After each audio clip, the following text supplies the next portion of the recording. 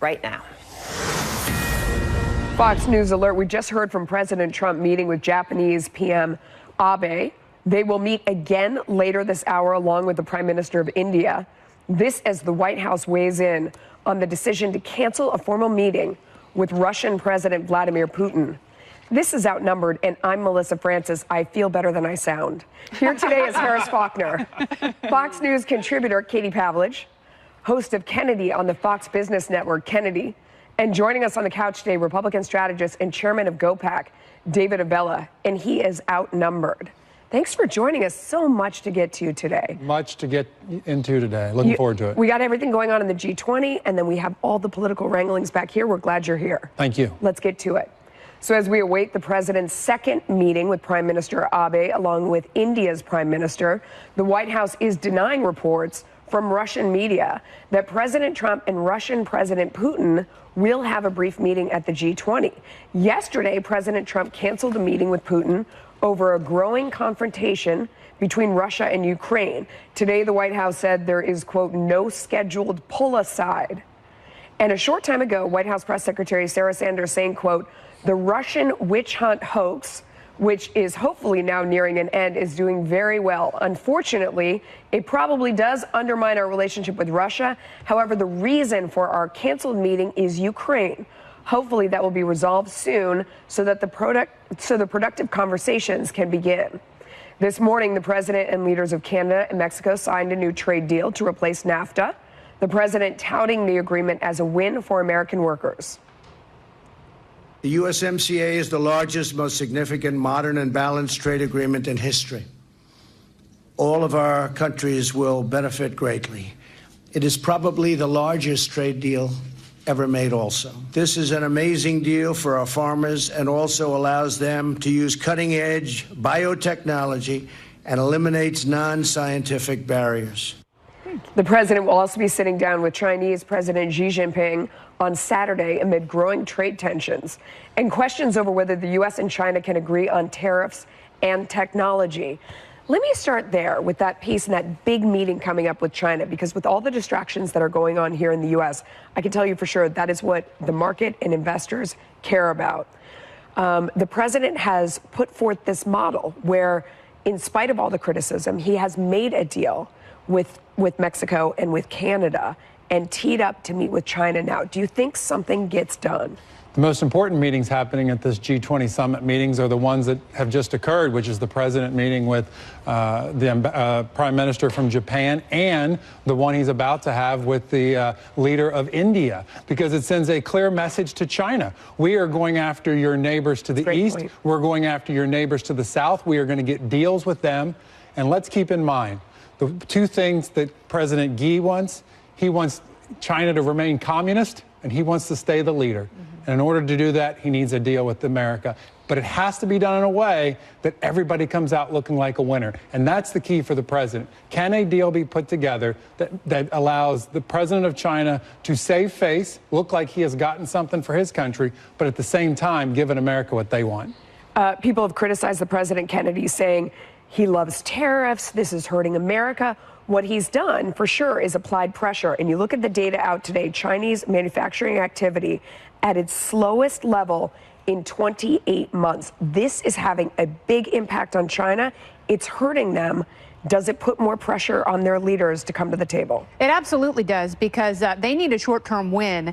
And they have two strategies here, because obviously President Xi wants to remain, and he has anointed himself president for life. They've got the long-term, multi-decade strategy. And I think that's where the intellectual property theft comes in, because they essentially steal great American ideas and bolster Chinese technology and essentially manufacturing. And that's the long-term goal. That's what we should be shutting down, and that's where the president should stand as firmly as possible, so they're not stealing our great ideas for their long-term gain. Now, in the short term, as far as these tariffs, it is really going to hurt them, and you're absolutely right. They're going to have to craft a deal that boosts both economies and the world economy along with it, so we can have freer trade back and forth between both countries. Free trade means you don't steal other people's great ideas. Yeah, Yep. absolutely. Well, and the president is in now, David, which I think you were alluding to, a unique position of leverage and power after having signed the USMCA today. And, you know, Democrats have criticized, well, he took, you know, pieces of that and put that into the agreement from NAFTA. It's not all that different. Well, then I would ask why they wouldn't automatically sign it when it gets to Congress and not make any textual changes. That aside, when you get ready to talk with China, and you mentioned the neighbors situation, you can say, well, you know, look at what I did in North America. Like, I'm willing to do what I need to do to get the best deal for the United States. That's exactly right. And as you look at many of these summits, and while the media wants to focus on every camera angle that maybe shows a foreign leader not liking President Trump, the reality is he more often than not exceeds expectations at these summits.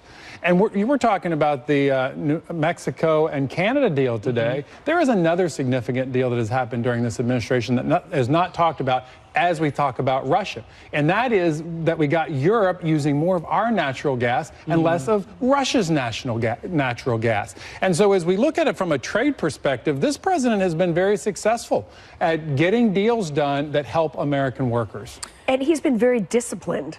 I mean, that's what we've seen from the beginning, no matter how much pressure he gets from home, from people saying, you know, they target the group that supports him. People yell at him here in the U.S. He loves tariffs. He doesn't know what he's doing. He knows how to negotiate.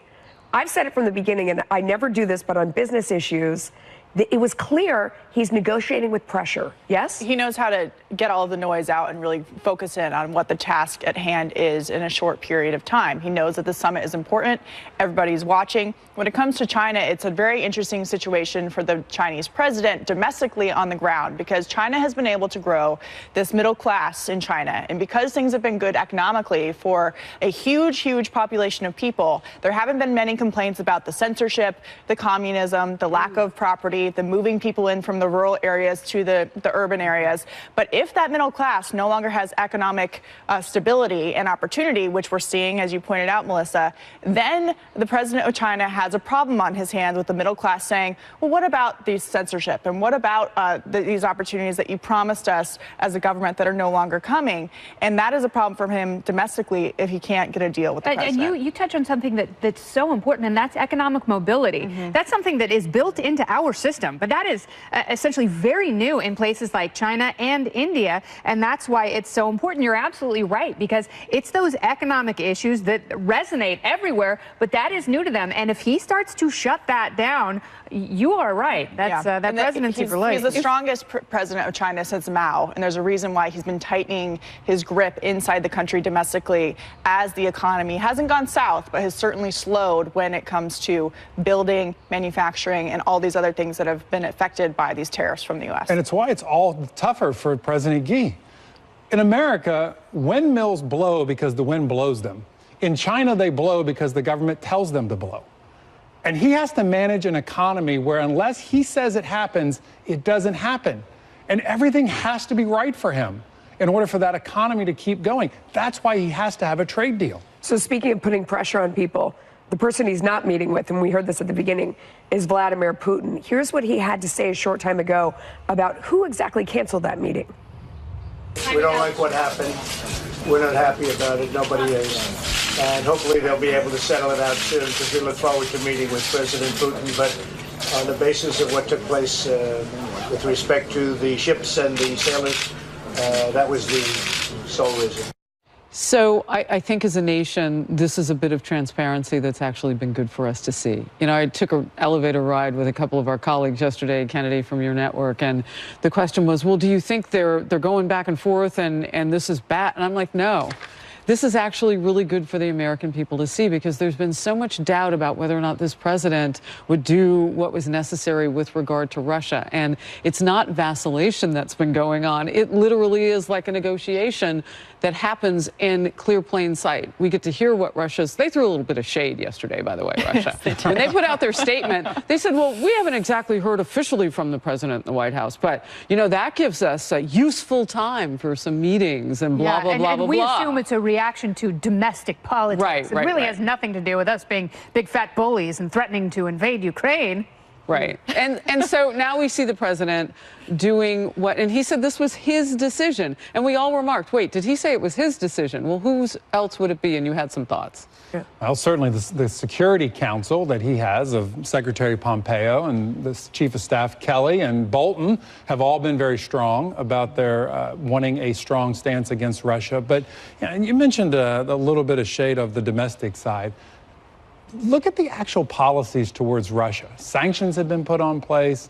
We've gotten the European countries doing more trade with us than taking away from Russia. On a policy perspective, we have been far tougher on Russia in this administration than we have in previous administrations. So you weren't surprised to see Russia maybe throw a little bit of... What's Russia best at, and what have they been best at for decades, going back to President Reagan, which is to be agitators in the U.S. system. And what can they do to cause problems and divisions in the U.S.? I know your voice is going, but I have to pick your brain on something. So if they do meet on the sideline, for instance, what gets, because you've covered these things on FBN, what gets done really?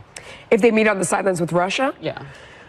Boy, that's a tough one, because if it were truly about business, you kind of get down to what is it that I really need? Why aren't we able to meet? Where are we? And those sideline meetings can be so much more effective because they're more quick, they're more to the point. With Russia, it is really tough to know, because you don't know where these two are, and it isn't just about money. It's about the power between them. So we'll be covering every second here on Fox. Absolutely. All right, quick note to our viewers this Saturday from the Reagan Library. Bill Hemmer, Brett Baer, Jennifer Griffin, and other Fox News anchors and correspondents, they're all going to be moderating some terrific panels during the Reagan Defense Forum. It will stream live on Fox Nation, and parts will air on the Fox News channel. Chris Wallace will anchor Fox News Sunday live from the Reagan Library as well. Check your local listings for times on the Fox Broadcast Network, or catch it all here at 2 p.m. and 7 p.m. Eastern. All right, former President Obama weighing in on the partisan division in our country, appearing to lay some of the blame on the media. We'll debate. Plus, President Trump and his team are fighting back amid a flurry of activity in the Mueller probe.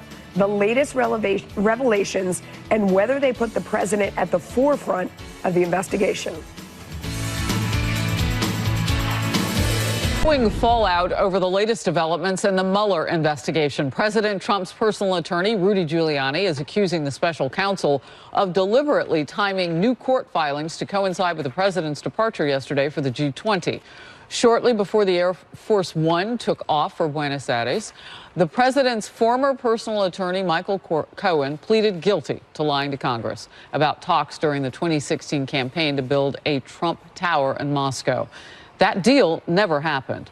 The Washington Post, citing the new court filings as evidence the president has become a central figure in the investigation.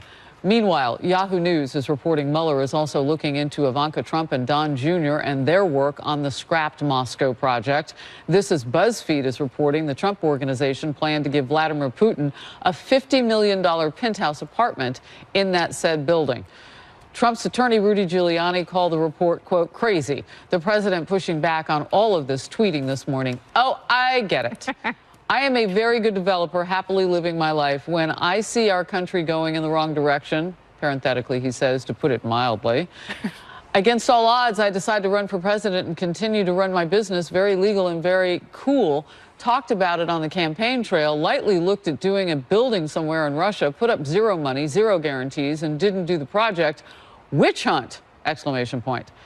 The likely incoming chairman of the House Judiciary Committee, Democrat Jerry Nadler, says there's still a lot we don't know about what Mueller has found.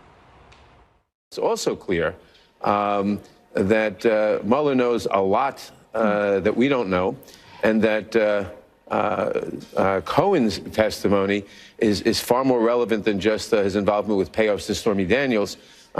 But gets into a lot of other things that Trump was doing, such as the business dealings with the Russians. Yeah, I think my brain just broke. So there's a lot that we don't know, but we're going to go ahead and say what we do know based on stuff that really doesn't even have evidence yet because we haven't seen it. One thing we know is Michael Cohen is why bad lawyer jokes were created. Think about your worst one, and he personifies it. That said, Mueller can make somebody's day bad But nothing yet to date has suggested it would be the president's. Everything has been about business deals. Everything has been about everything except what this investigation started on, was did Vladimir Putin and Donald Trump get in a room together and say, hey, here's how we're going to make sure Hillary Clinton doesn't get elected president. Now, if we're going to start getting into business deals, if that's what this new Congress wants to focus on is business deals, then let's start with Nancy Pelosi, and every time she votes on grapes, does her vineyard get a benefit from that? And the two wealthiest U.S. senators in the U.S. Senate are Richard Blumenthal and Dianne Feinstein, both of whom got wealthier while they served in Congress. So if we're going to start investigating people's business deals, let's do everybody in Congress. Yep. I like that idea. All right. Yeah. I want to just hit where some of the president's critics are hitting him right now, Kennedy, and pick your brain on it. So when those critics say, well, the president isn't telling the truth because he said that he wasn't doing deals with Russia, and now he's talking about it as if he had talked about it contemporaneously, what do you say? I think all of those things can be true at the same time. And the president is... Would that make the president not telling the truth be not telling the truth now? I don't know, man. I think that some of this is fluid for him. And I think, you know, his memory sort of changes with time. And that's one of the reasons his lawyers didn't want him sitting down with special counsel. But in his defense, and I really believe this, he thought he wasn't going to win. And he needed other stuff to do after November 8th, 2016, and was continuing along with the real estate development business and the other aspects of the family business. And I think we were all shocked when he actually won that night. And I think him most of all. So the question is, how far back do you go punishing someone? Is it when they first think about dabbling in politics? Is that high school, college, law school?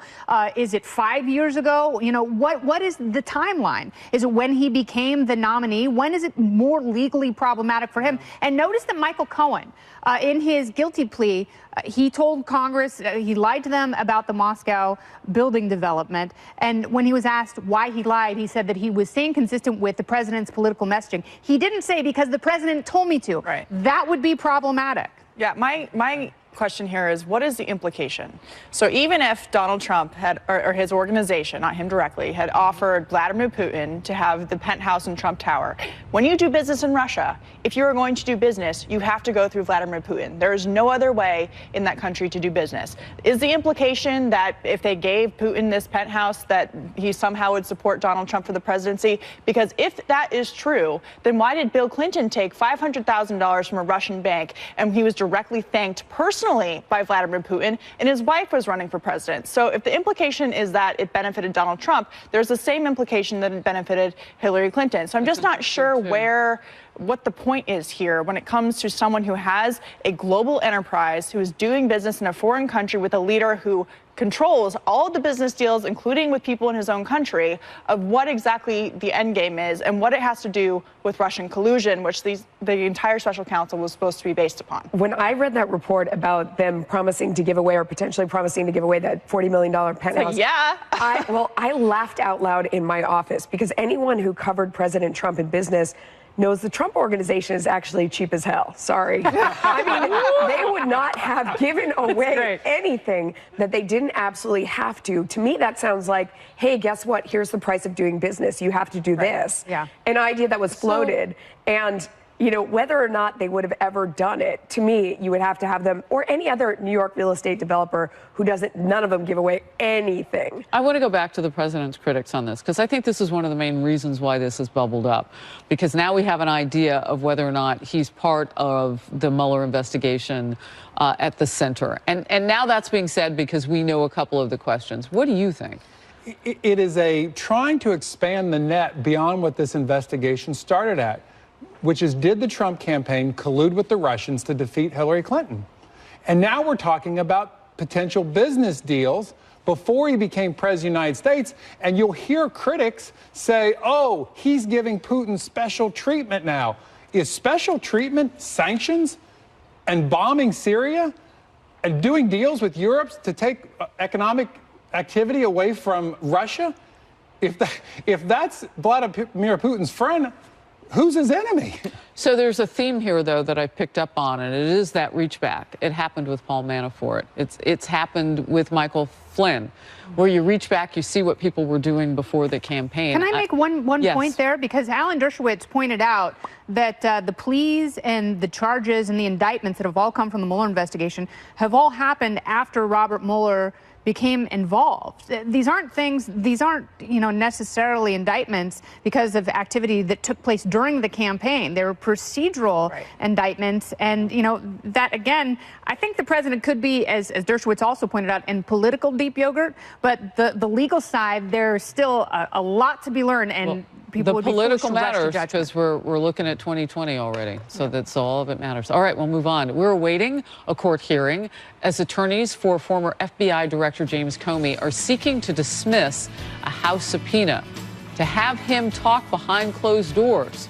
Lawmakers want answers on the DOJ's actions in the run-up to the 2016 election. Comey doesn't like the format, but House Republicans say it's way past time for them to hear from him. Stay with us. We need to know what Jim Comey was doing with regard to the initiation of the so-called Trump-Russia collusion investigation.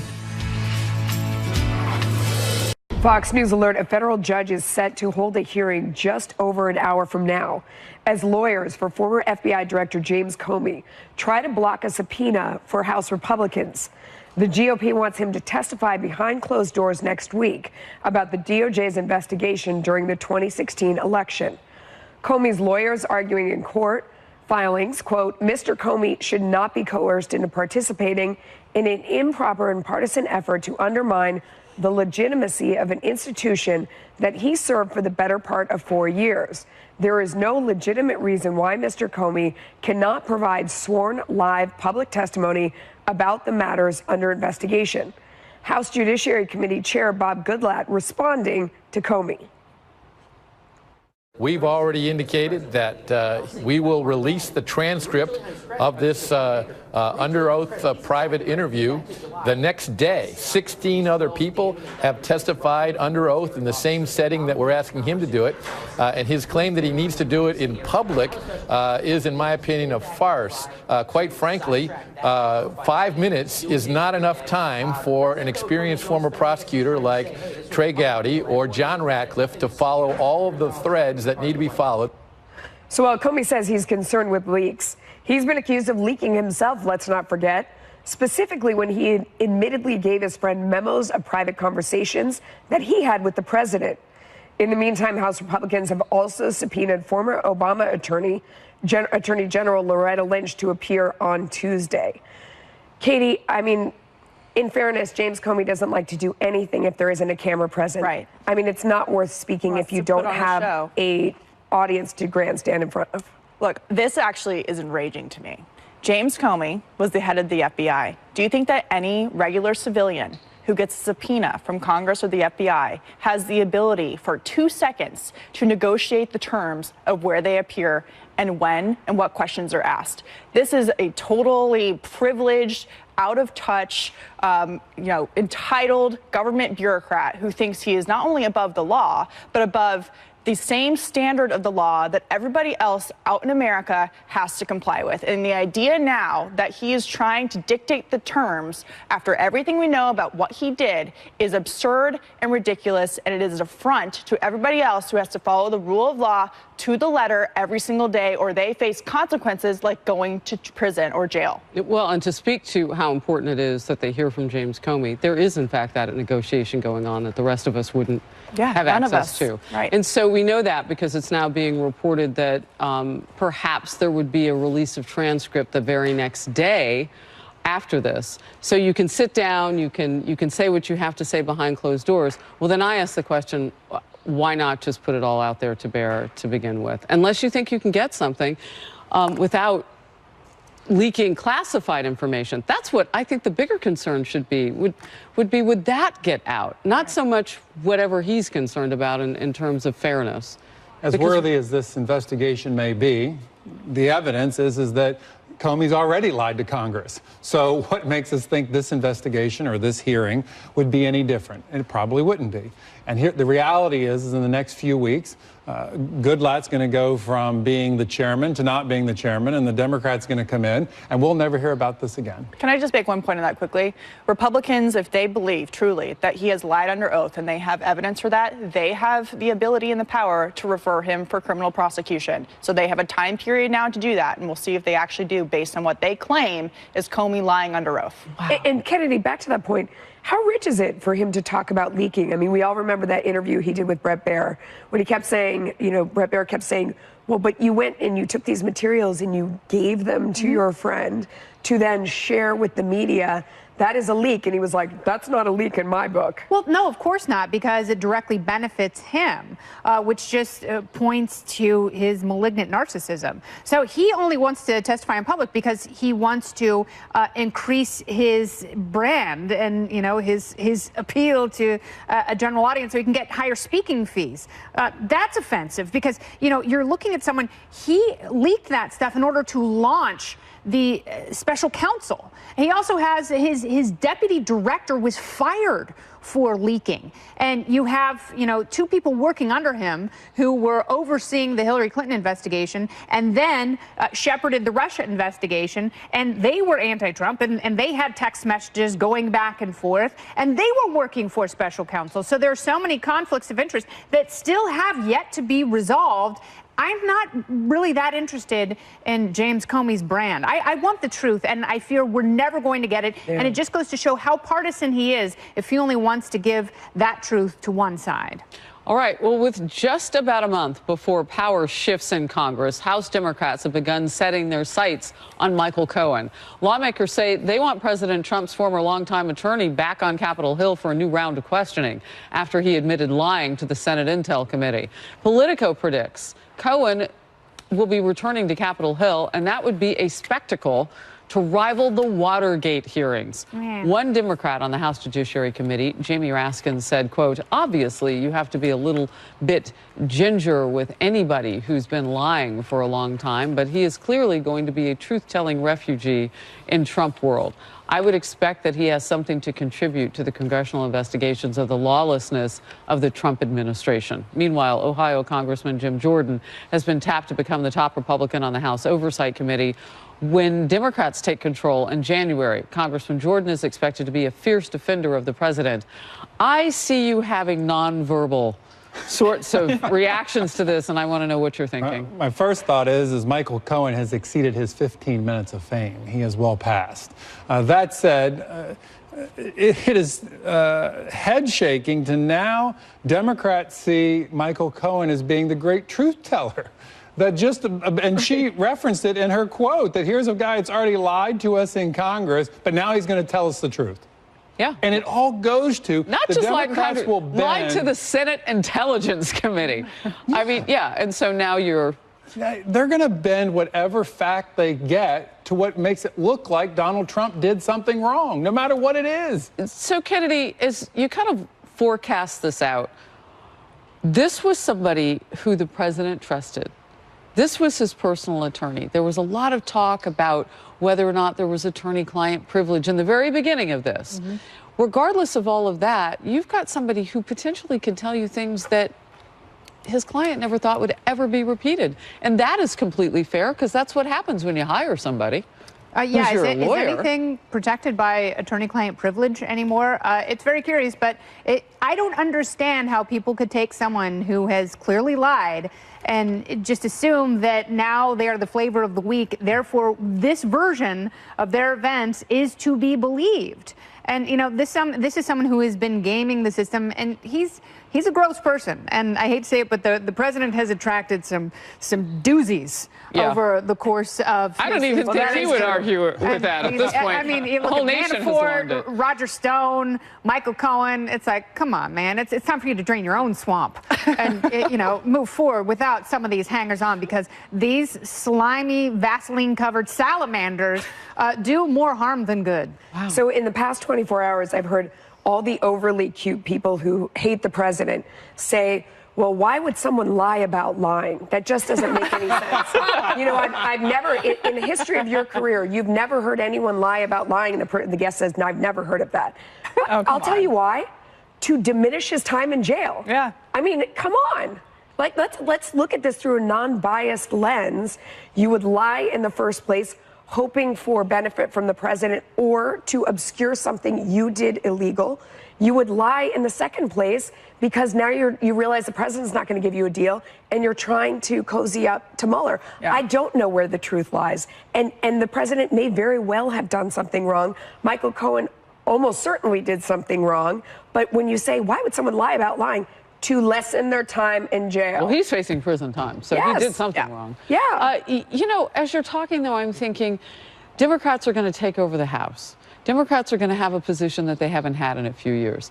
Is this really where you want to go? And I know the talking point of walk and chew gum at the same time. But every time I interview a Democrat, there's another investigation that they're going to tack along. So maybe that's the gum chewing. Where's the walking? It's what they campaigned on, investigations and impeachment. And the American people want to see that?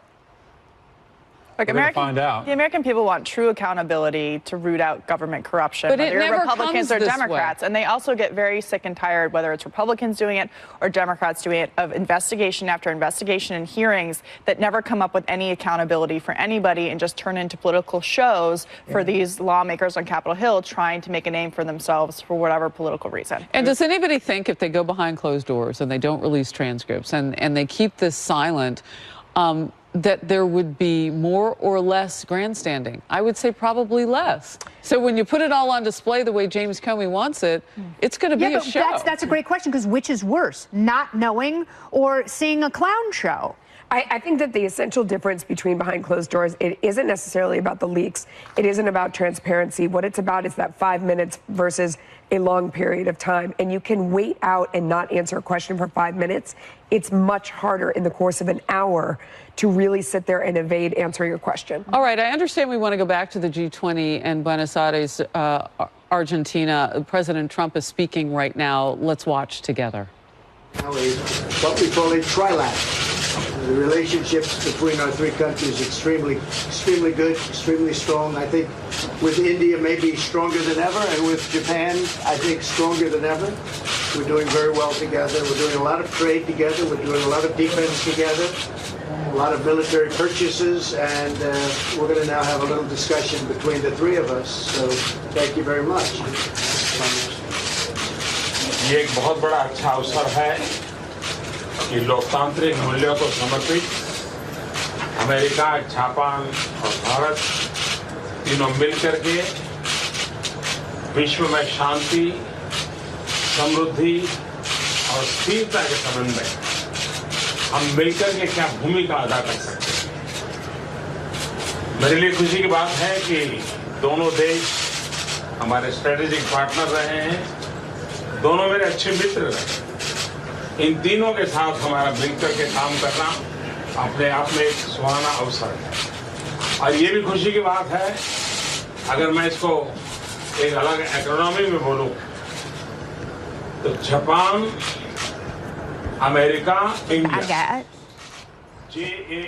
So we have been watching for the opportunity that we told you about. You heard the president explaining a trilateral to the people in the room. That's Prime Minister Shinzo Abe, who is to his right, because I'm looking at the screen right now, and then the Prime Minister of India, Narendra Modi, who's speaking right now. So as they kind of toggle back and forth between their languages and English, we will go back. But this is a very important meeting, Melissa. Yes, because David made a fantastic point earlier. Those people are China's neighbors. So this scene right here is a message to China. Excuse me one second. We have translation? All right, let's watch it. Playing a big role together for world peace, prosperity and stability. I'm also happy that both the countries are our strategic partners. Both of them are very good friends. And the three countries together, it is a matter of good fortune that we will work together. When you look at the acronym of our three countries, Japan, America and India, it is J, which in Hindi or in India in general is for success. In a way, this J, success, this message is a good message that goes out. It's a good beginning. And together, as I said earlier, we'll be playing a very big role to work together for world peace, prosperity and stability. 3国首脳会談が前例して対応ですということなんです。All right, and so now we have the Prime Minister of Japan, Shinzo Abe, and you know what is critical here, David, as we were talking about earlier, is that you have the whole world watching after a deal that was already made with Mexico and Canada this morning. They inked that deal, the president did, and so we know that this president will jump in and he'll renegotiate trade, and his critics can say, well, it's not that different from NAFTA. No doubt, the men on that podium right now, they see a man in the center who's willing to get into it, and China already, their neighbor, has been... Cohn, guilty plea, does absolutely nothing to show wrongdoing by Trump. He joins us, and of course his book, #1 bestseller, The Russia Hoax. Also with us, the author of another bestseller, The Case Against Impeaching Trump, Harvard Law professor Alan Dershowitz. Professor, let me start with you, and okay, I call it the Sammy the Bull syndrome. 19 murders, you give up Gotti, you testify, no jail time, we'll put you in the witness protection program, you get a house. Mr. Corsi, you say you'd never met Julian Assange, ever had any contact with anybody from WikiLeaks. You give us a connection, you get a get-out-of-jail-free card. Why do I have a problem when something of value is given for testimony? You should. And Judge Ellis, who presided over the first Manafort case, had that problem, too.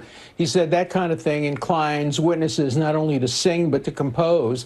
There was a case some years ago in one of the United States Court of Appeals that said when prosecutors offer incentives to witnesses, they're bribing them. Unfortunately, that case was later overruled, but the decision was absolutely correct. Prosecutors offer bribes. Bribes in terms of life. Is that legal, liberty, Professor? Because I don't think I'd offer a bribe to them. Unfortunately, if you offered a bribe, you'd go to jail. But if a prosecutor offers a bribe, it's regarded as good conduct. It shouldn't be legal. Tragically, it is. But what we're seeing now is case after case being built against people simply for lying. These are not crimes that occurred before the special prosecutor came to office. He's supposed to have uncovered crimes that had occurred in the past. Instead, he's facilitating and incentivizing the crimes by creating these perjury traps. Virtually all of his indictments and pleas come from people who he got to lie in front of investigators by setting perjury traps for them. The other ones have to do with financial dealings unrelated to the president. Isn't it amazing, Where's the beef? Where's the crime? Thank you. And let me go to Greg. It is amazing that both Corsi and Roger Stone, and I asked them straight up multiple times, did you ever have any contacts with Julian Assange? No. WikiLeaks? No. Any sources close? No. Actually, their email messages bear that out, that they didn't. And here's where they're trying, it seems, to get Donald Trump. The Moscow deal, I don't see, that's what Donald Trump did for a living. It's perfectly I don't see anything legal. illegal there, #1. And the other is, well, they're trying to connect him to WikiLeaks through Corsi and Roger Stone. Right. And they're saying they never talked to the guy. This demonstrates that it's quite likely that Robert Mueller and his team of partisans have no evidence, not a whiff, of collusion involving Trump and the Russians. Trump Tower meeting, perfectly legal. The hacking, that's absurd. Trump wasn't involved in that. A construction project that was abandoned in Russia, that has nothing to do with Trump-Russian collusion. If there was evidence of collusion, then Michael Cohen would have been charged. Instead, Cohen and 4 others have been charged with these process crimes, which, as the professor points out, are actually a creation of the special counsel's presence and have nothing to do with Trump or Trump-Russian collusion. So I suspect... But here's the problem with the president. Yeah. Here's the problem for the president. Mueller will write a report.